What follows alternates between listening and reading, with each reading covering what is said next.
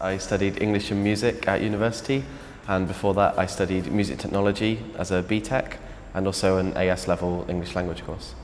I think I took a BTEC because I wasn't actually planning on going to university. The BTEC was just what I felt like I needed at that time in order to produce music, which is what I wanted to do. Well, I completed my BTEC. In the second year of my BTEC I also took an English language AS level, purely because I could, not thinking about the consequences of that really. And then 2 years down the line, realised that I was working in a job which I wasn't especially enjoying.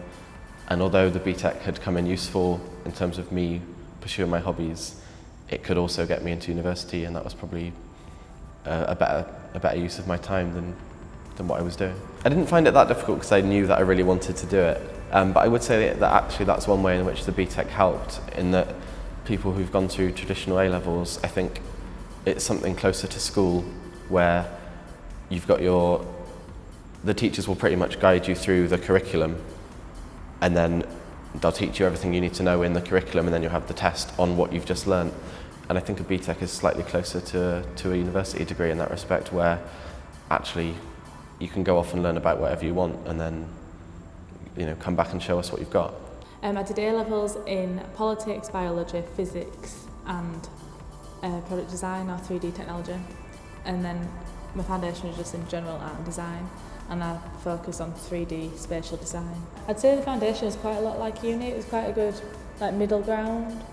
You're obviously expected to go in every day and stuff, but once you've been set your project, you get on with it and you want to get on with it. If you don't succeed necessarily at your GCSEs, there's options to try again. So I know a lot of my friends still carried on resitting the maths GCSEs and stuff at sixth form, and that's quite important because it seems like the world's against you if you don't pass, but it's not. I'm currently studying early childhood studies. Before early childhood studies I did a diploma in childcare and education, and before then I did a year A-levels. Well, when I was at school it seemed like the only thing to do if you wanted to go into university. That's what you had to do to get there. So not really looking around, I kind of just went in for it. Thought, yeah, A-levels will be good. And when I got there, I just didn't enjoy them. They were the 4 subjects I chose. I didn't really enjoy the subjects, and the teaching all just seemed like school again. Well, I went out and had a look for myself. I had to look around to see what there was in my local colleges and schools, what else they offered.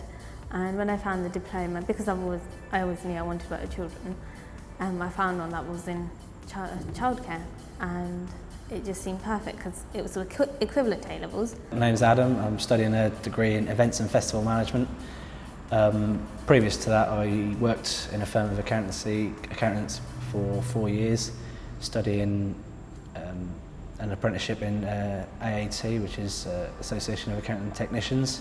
One of the things I felt I missed out on was the university lifestyle, which obviously has its obvious attractions.